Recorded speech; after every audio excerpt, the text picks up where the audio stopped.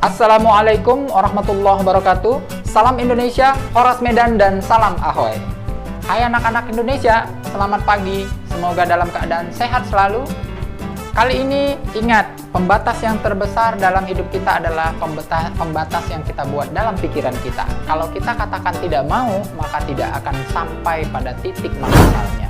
Jadi kalau kita bilang mau, yuk belajar, maka pastilah semua keinginan itu akan terwujud. Mari kita belajar. Kali ini kita akan belajar pelajaran bahasa Indonesia untuk siswa kelas 8 dengan tema menelaah buku fiksi dan non-fiksi. Silakan. Di 3.18 nanti kita akan menelaah buku fiksi dan non-fiksi dari apa yang dibaca maupun diperdengarkan.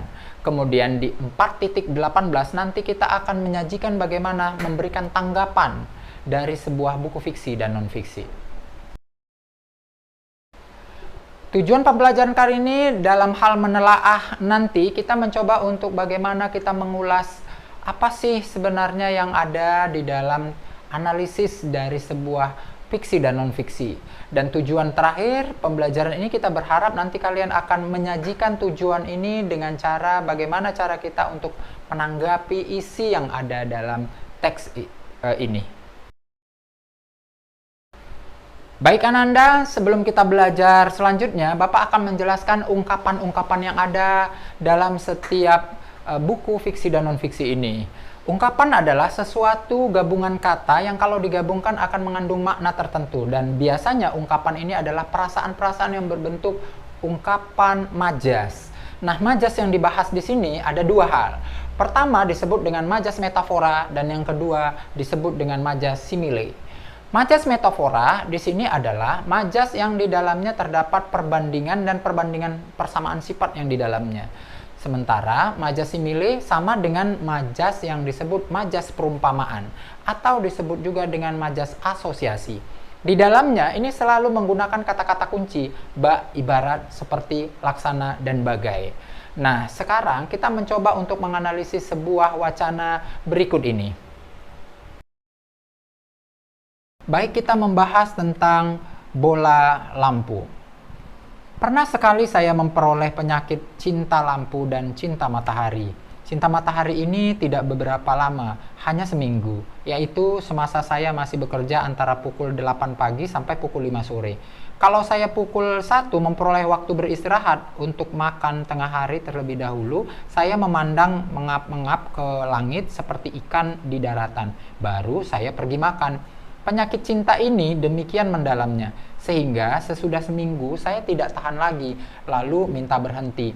Sekarang saya mengeluh kepanasan kalau berjalan dalam cahaya matahari.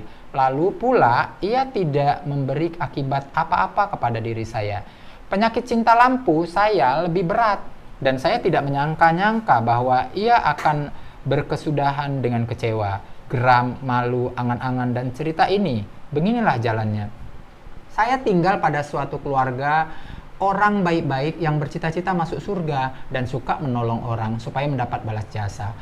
Karena baiknya mereka ini, maka saya tetap telah dianggap sebagai anggota keluarga. Ya, moga-moga Tuhan merahmati mereka dengan jalan memberikan mereka rumah yang lebih besar, lebih banyak kursi, meja, tempat tidur, dan sebagainya. Nah, karena saya telah masuk anggota keluarga, sudah tentu saya harus ikut sakit dan senangnya. Sekali datang, seorang anak muda hendak membayar makanan. Ia adalah satu celaka buat saya, karena anak muda ini perlente, memerlukan lampu untuk melancang dan untuk tidur. Ia tidak memerlukan lampu antara pukul 6 dan pukul 12 malam. Akibatnya ialah lampu ada dalam kamar saya. Harus diperkecil lagi, hingga jadilah terlalu amat kecil. Sudah itu, timbul pula semacam kemauan yang tidak tertahan-tahan, hendak membaca, hendak menulis, hendak mengarang, pendeknya hendak segala-galanya. Asal saja untuk itu diperlukan lampu yang terang. Nah, sejak itulah saya mendapat penyakit cinta lampu. Ada-ada saja. Waktu itu, kalau saya melihat lampu terang, terus timbul rasa sentimental. Sayu-sayu sedikit, agak-agak rindu dendam dalam hati saya kepada orang yang saya tanyakan. Kalau mereka ada mempunyai lampu yang terang di rumah. Kalau jawabannya ada, saya terus iri hati. Inilah orang yang paling bahagia. Saya maklum apa sebabnya orang-orang yang tinggal di Jalan Madura misalnya berbahagia benar kelihatannya. semata-mata karena mempunyai lampu yang terang, paling kurang 60 lilin. Filsafat hidup saya berputar sekeliling lampu. Lampu mengenakan makanan, menyehatkan otak, dan barangkali memperenak tidur. Dalam pada itu, saya berkenalan dengan seorang gadis yang baik, yang cantik, yang menurutkan sahabat saya tidak begitu dingin. Perkenalan ini baik jalannya, sehingga saya berjanji akan datang sekali-kali ke rumahnya. Rumahnya baik, lampunya besar, hingga satu katakan kepadanya bahwa saya iri hati benar melihat kebahagiaannya. Lalu dia bertanya, mengapa begitu? Saya katakan bahwa saya tidak mempunyai lampu sebesar punya mereka. Ayahnya berkata, datang-datanglah kemari kalau begitu. Di sini lampu cukup terang. Sesudah itu saya datang seminggu sekali ke sana, kemudian 2 minggu sekali, sampai akhirnya setiap hari, setiap datang saya bawa buku untuk dibaca. Penyakit saya itu tidak hilang. Dahulu saya berpenyakit cinta lampu, sekarang nama penyakit saya cinta bola lampu. Suatu kali saya mendapat kiriman dari gadis sahabat saya itu. Bungkusannya besar dan bagus. Waktu bungkusan itu saya buka, saya temui di dalamnya bola lampu 60 lilin. Hilanglah akal saya melihat lampu itu. Apa maksudnya? Dalam suratnya tertulis, sahabat, senang benar hati saya dapat mengirim engkau bola lampu ini. Sekarang saya tahu maksudnya. Mereka di sana telah bosan melihat tampang saya yang datang setiap hari. Sekarang dikirimkannya lah bola lampu supaya saya jangan lagi rindu bola lampu. Setelah itu tidak pernah lagi saya datang ke rumah gadis itu. Kamar saya tetap gelap. Bola 60 lilin itu tidak juga saya pasang karena jumlah watt untuk menghidupkannya tidak cukup. Demikianlah, karena tidak ada lampu, saya beroleh penyakit cinta lampu. Baik, Anda sudah dibaca semua ya. Sekarang coba kalian kerjakan. Apa sih yang ada dalam teks tersebut? Yang mana masuk dalam majas metafora? Silahkan dicari dan cari juga majas similenya. Selamat bekerja. Ananda, sekarang kita masuk ke bagian unsur-unsur yang menarik dalam sebuah buku. Dalam sebuah buku yang harus kita pahami di sini agar buku itu lebih menarik, maka ada beberapa hal yang menjadi unsur yang sangat penting yang perlu kita ceritakan di sini. Yang pertama adalah coba perhatikan cover bukunya. Karena dengan cover buku terlihat tampilan itu akan menarik. Yang kedua, judul dari buku tersebut. Karena dengan judul, gambaran singkatnya akan menggambarkan cerita itu bagaimana. Kemudian yang ketiga, temanya. Karena tema yang kuat akan membawa buku itu semakin berkualitas. Kemudian setelah itu, carilah alur ceritanya. Karena dengan unsur dari alur yang menarik akan membawa daya hayal dari pengarang atau pembaca itu semakin baik pula kualitasnya. Dan karakteristik dari tokohnya itu menjadi sesuatu yang menarik. Kalau karakteristik tokohnya itu membawa sebuah penonton itu berhalusinasi tinggi terhadap tokoh atau karakternya, maka kualitas buku itu semakin baik pula. Dan yang terakhir, jangan lupa bahasa yang digunakan. Nah, kita akan analisis dengan bahasa yang menarik akan menyajikan buku-buku fiksi yang lebih menarik pula.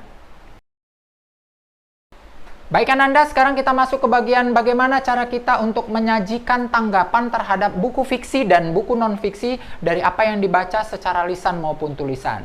Nah, sekarang kita akan menanggapi sebuah fiksi atau non-fiksi. Bagaimana caranya? Langkah pertama kita harus mencari tadi unsur yang menarik, daya tarik apa dari bacaan tersebut, seperti yang sudah Bapak ceritakan sebelumnya ya. Baru kita akan mendiskusikan isinya setelah kalian baca. Setelah dibaca nanti kita akan mencari apa kelebihan dan apa kekurangan dari bahan bacaan tersebut. Oke, perhatikan slide berikut ini. Dalam menganalisis sebuah kelebihan, biasanya diceritakan apa keistimewaan dari buku itu. Seperti contoh berikut ini. Buku ini memberikan pengetahuan kepada pembaca tentang pengajaran seni musik.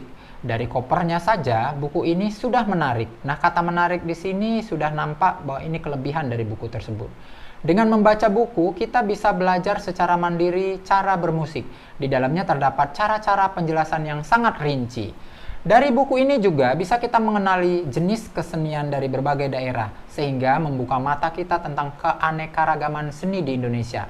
Bahasa yang digunakan pun bahasa yang mudah dipahami. Ini juga merupakan kelebihan ya, karena efektif dan dijadikan buku referensi.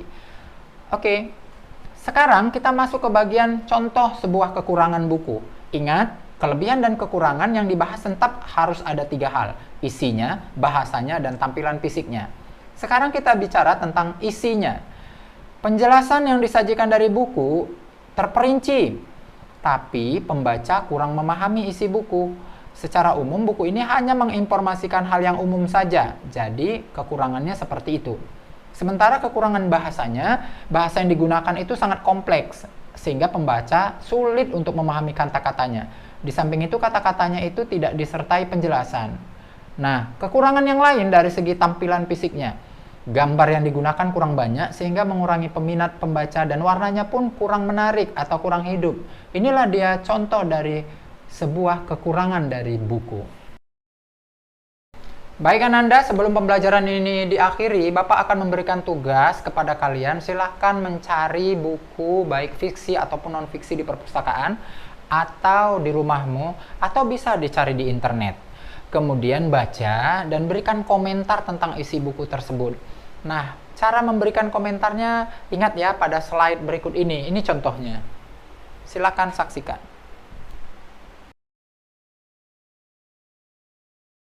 Demikian Ananda pembelajaran kita, semoga sangat bermanfaat buat kita bersama. Mudah-mudahan kalian dalam keadaan sehat selalu. Oh ya, terus minum vitamin ya. Sampai di sini. Assalamualaikum warahmatullahi wabarakatuh. Salam Indonesia, Horas Medan, dan salam Ahoy.